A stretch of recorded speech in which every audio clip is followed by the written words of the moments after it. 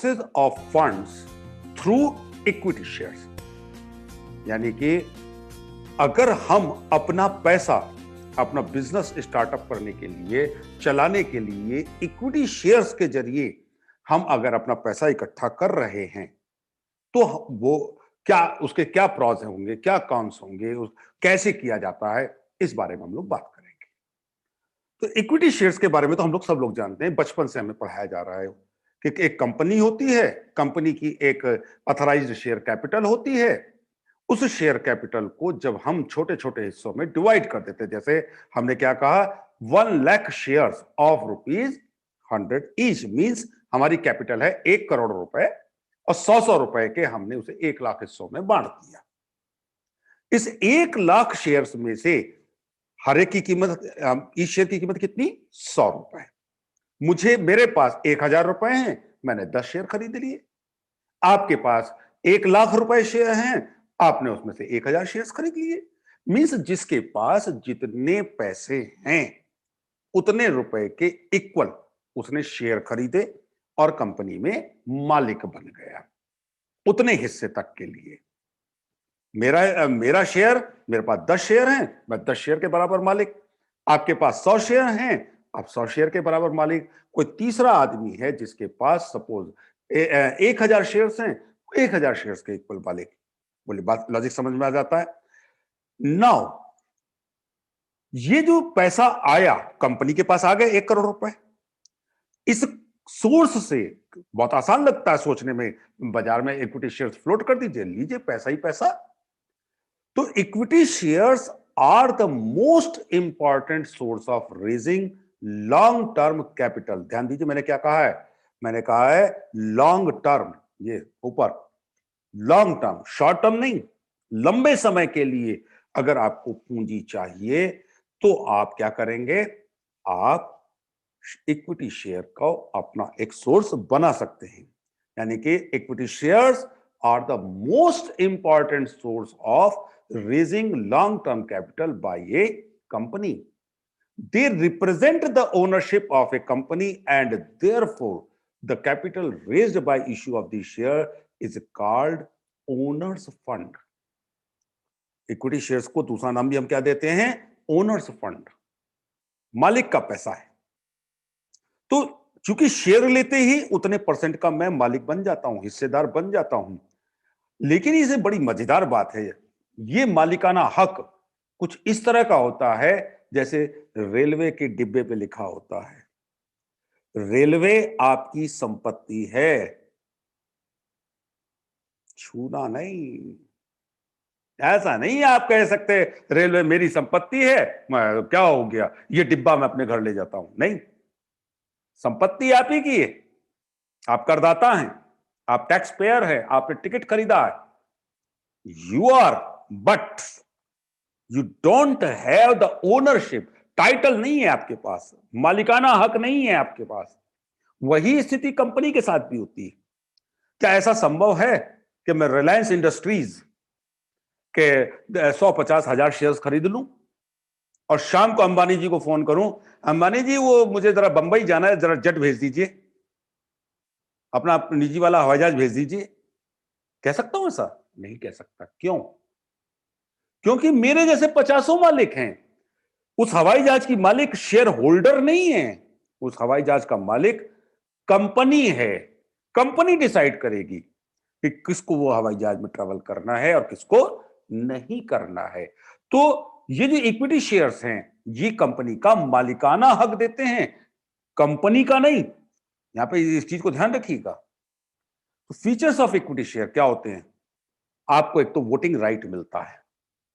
Voting right मतलब किस प्रकार कोई निर्णय होना है, एक मीटिंग बुलाई जाएगी, उस मीटिंग में आप अपने 10 शेयर लेके पहुंच जाते हैं। यस, मैं 10 शेयर के इक्वल, मेरी बात यह है।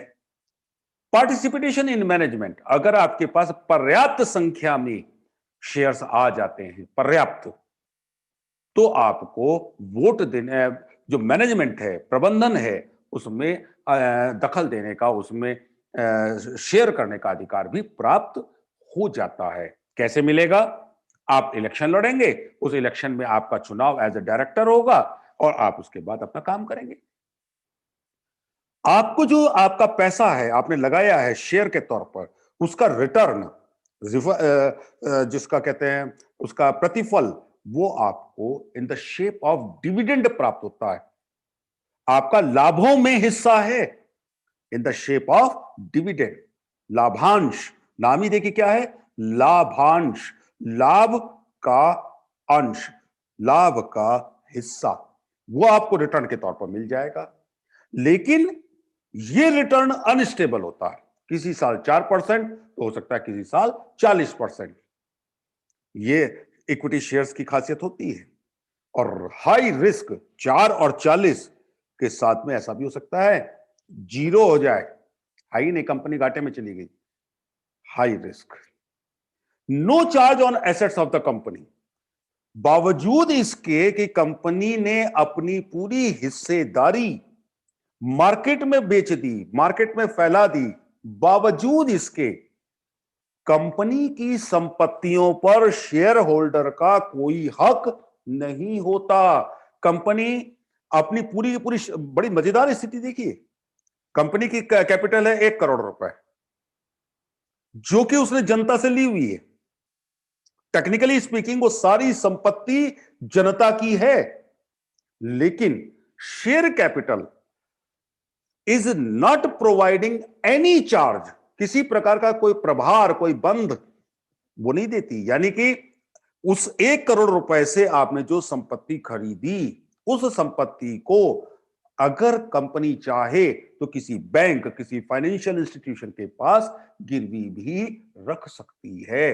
जरा देखिए बड़ी मजेदार बात, मालिक कोई और है, गिरवी कोई और रख रहा है, लेकिन गिरवी कोई और रख रहा है, इस वजह से उस कर्जे को, उस लोन को चुकाने का जो चार्ज है या भार है या जिम्मेदारी है, वो आपके ऊपर नहीं आती है।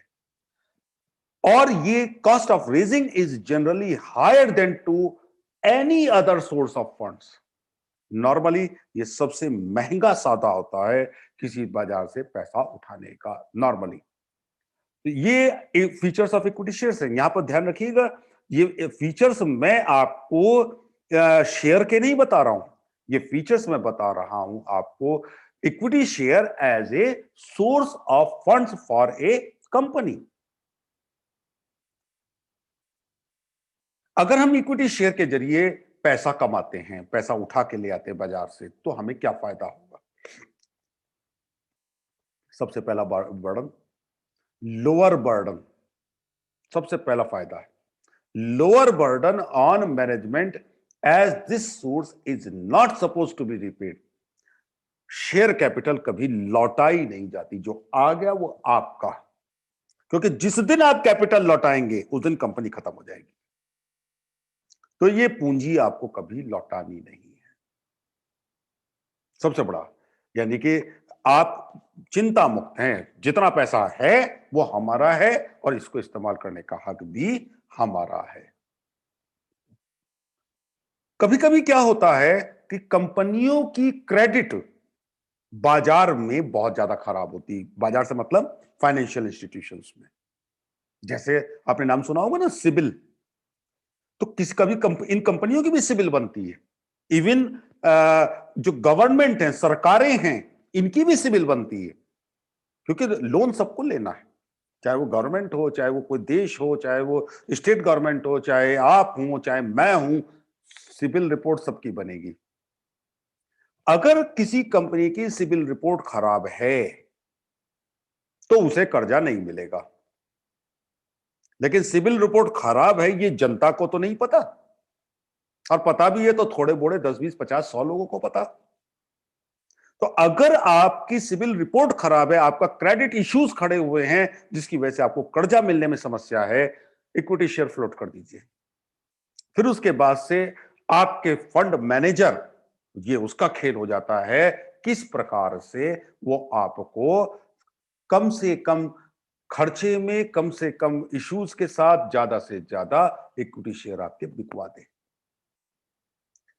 तीसरी सबसे बड़ी बात ही पॉजिटिव थिंकिंग है कि अगर आप अपने शेयर बाजार में फ्लोट कर रहे हैं तो ऐसा संभव है कि आपके शेयर कोई टेक्निकल और मैनेजरियल स्किल में एक्सपर्टाइज रखने वाला बंदा खरीद ले और वो शेयर लेकर के आपके पास आए। अब यहां पर देखिए, चुपड़ी और दो दो, पहले तो उसने शेयर खरीदे, हमारी मदद की, हमें पैसा दिया। उसके बाद वो आता है, कहता है साहब मुझे डायरेक्टर बनाओ, तो मैं आपको बताता हूं कि आपकी कंपनी की क्या क्या प्रॉब्लम्स हैं जिनसे ज्यादा और आप कमाई कर सकते हो, जिससे आपको और प्रॉफिट हो सकता है। तो ये जो बात आ जाती है निकल करके, ये helps in getting technical and और मैनेजरियल एड्स। एंड सबसे बड़ी बात ये, इस पूरे प्रोसेस के अंदर आप फ्री फ्रॉम चार्ज हैं, किसी प्रकार का कोई प्रभार नहीं है। जो भी पैसा आ रहा है वो आपका है। Total capital received minus total खर्चा है, जो हो गया, जो बचा, वो सारा पैसा आपका फ्री फ्रॉम चार्जेस, किसी प्रकार का कोई प्रभाव नहीं। तो अभी तो ऐसा लग रहा है बड़ा मजेदार काम है, जो हर दूसरे साल इक्विटी शेयर्स के लिए कंपनी में फ्लोट कर दीजिए, बाजार में निकाल दीजिए, मजा आ जाएगा। क्या दिक्कत है, क्या करने की जरूरत है बस। लेकिन ऐसा नहीं है। Disadvantages of funds through equity shares. सबसे पहली बात ये, पहले साल मान लीजिए, जिस समय अभी आपने कंपनी के शेयर्स इशू नहीं किए, आप कंपनी के सर्वोसर्वा सवेरे उठ के आपने कहा आज कंपनी नहीं खुलेगी, दुकान बंद, बंद, आप मालिक अकेले हैं। जिस दिन आपने शेयर्स इशू कर दिए, मान लीजिए 1 लाख रुपए के शेयर थे और 10 आदमियों ने वो शेयर मिलके खरीद लिए, जिनमें एक आप भी हैं, तो मालिक कितने हो गए? अब हो गए 10 मालिक। 6 लोग जिस दिन कहेंगे कि आज दुकान बंद रहेगी, उस दिन दुकान बंद होगी, आपकी मर्जी नहीं चलेगी। अब तो loss of control over the business, व्यवसाय के ऊपर से आपका नियंत्रण समाप्त हो जाता है। यहां पे समाप्त शब्द मैं इसलिए कह रहा हूं क्योंकि अगर एक बार भी आपकी हां या ना नहीं मानी गई है तो नियंत्रण समाप्त है। पोटेंशियल कॉन्फ्लिक्ट्स, 10 में से 6 आपके साथ है ना, यानी कि 4 आपके साथ नहीं है, झगड़ा, ये कन्फ्लिक्शन है। And reduced share of profits, पहले आप सारा प्रॉफिट, सारा लाभ आपका था और अब सारा लाभ आपका नहीं है। जितने परसेंट आपके पास शेयर बचे उतने का आप प्रॉफिट ले लीजिए, मेहनत आपकी पूरी है। लीगल फॉर्मेलिटीज, बहुत शेयर इशू करना इतना आसान नहीं है। Right from central government to auditor, सबकी आपको जरूरत पड़ेगी कंसेंट की। हर कोई आपसे कहेगा हाँ जी ये कागज पूरे कीजिए, ये कागज पूरे कीजिए, क्योंकि आप जनता से पैसे मांग रहे हैं। और अगर आप जनता से पैसे मांग रहे हैं तो इसका मतलब आप चीट नहीं कर सकते, धोखा नहीं दे सकते। ऐसा नहीं कर सकते कि लोगों से कंपनी ने बनाई, शेयर फ्लोट किए, 10-20 करोड़ रुपए इकट्ठा किया और अगले दिन उठाया, कंपनी बंद कर दी और साहब क्या करें, डूब गई, 10 करोड़ लेकर के भाग गए। नहीं, ऐसा नहीं कर सकते आप। अगर ऐसा करते हैं तो गवर्नमेंट आपके पीछे पड़ जाएगी।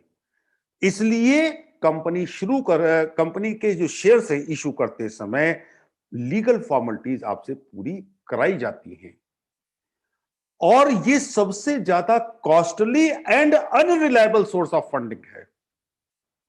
आपने सोचा 1 करोड़ रुपए के बाजार में शेयर हम फ्लोट कर देते हैं, बिक जाएंगे, नहीं बिके तो लोगों ने कहा अबे नहीं, हम तो नहीं खरीदते तुम्हारी कंपनी के शेयर।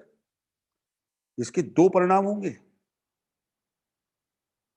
पहला, पैसा तो नहीं मिला, दूसरा जो बाजार में आपकी क्रेडिट थी, आपकी जो साख थी, वो भी खत्म हो जाएगी। तो बहुत दोधारी तलवार होता है इक्विटी शेयर बाजार में इशू करना।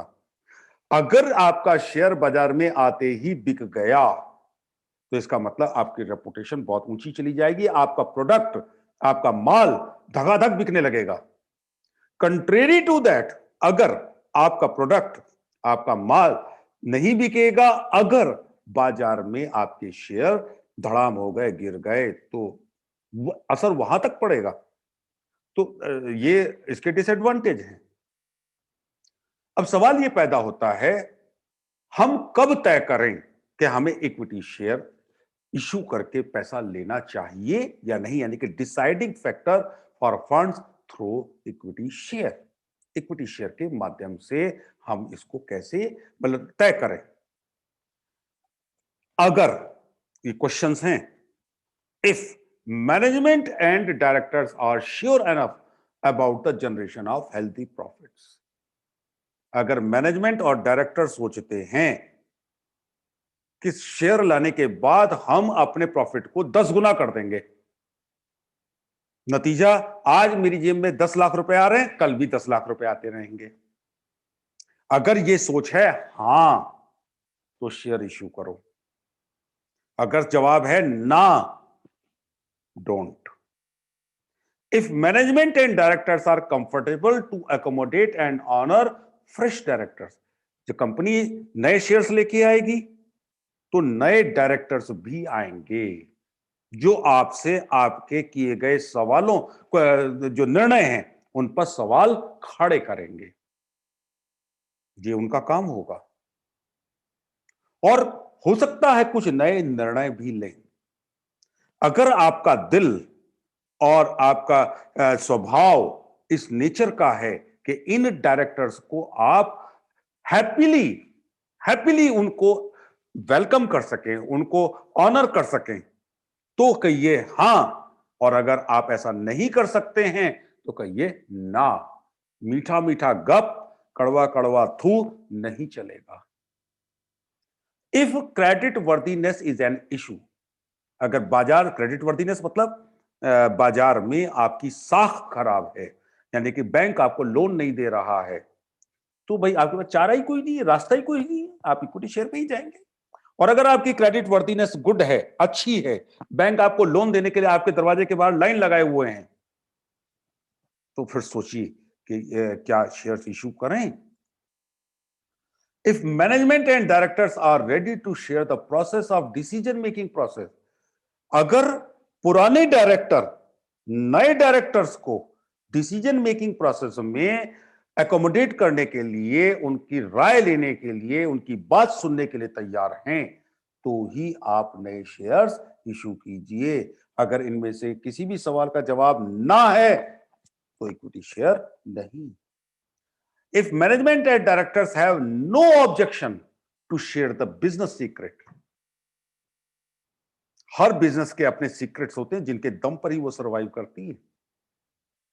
छोटे छोटे एग्जांपल देता हूं। कोका कोला कंपनी में कोका कोला बनाने का जो फार्मूला है, जो रेसिपी है, वो केवल 3 लोगों को पता है और कंपनी ने मना कर रखा है, तीनों कभी भी एक हवाई जहाज में नहीं जाएंगे, एक शहर में नहीं रहेंगे, एक साथ कभी नहीं होंगे। अगर हवाई जहाज टूट गया, फूट गया, एक्सीडेंट हो गया तो तीनों मर जाएंगे, रेसिपी कैसी तैसी हो जाएगी। सीक्रेट है ना। तो मुद्दे की बात क्या है, कभी भी ये सब लोग एक साथ नहीं रहेंगे, यानी कि सीक्रेट्स, हर कंपनी के अपने सीक्रेट्स हैं। हर कंपनी अपने कुछ ना कुछ ऐसी गोपनीय बातें रखती है, जो रेसिपी नहीं है। ये भी सीक्रेसी रखने की जरूरत है कि हम डीलर एक्स को देते हैं 10% कमीशन, डीलर वाई को देते हैं 5%, और हम दोनों को कहते हैं तुझे ये सबसे ज्यादा देते हैं, या ये केवल मैं जानता हूं। लेकिन अगर मेरे साथ कोई डिसीजन मेकर आ गया तो वो क्या कहेगा, अरे ये तो गलत बात है, इसको 5 दे रहे, इसको 10 दे रहे, दोनों को 8 दो। बोले बात क्लियर हो जाती है। If next is, if management and directors are ready to welcome the changes, अगर आप खुले मन से स्वीकार कर सकते हैं जो चेंज आने वाले, ये पॉजिटिव भी हो सकते हैं, नेगेटिव भी हो सकते हैं, स्वीकार कीजिए और उनके परिणामों को फेस करने की अगर आप में क्षमता है तो ही आप इक्विटी शेयर्स इनवाइट कीजिए। तो आज मैंने आप लोगों को बताया relevancy of equity share as a source of long term funds for a company.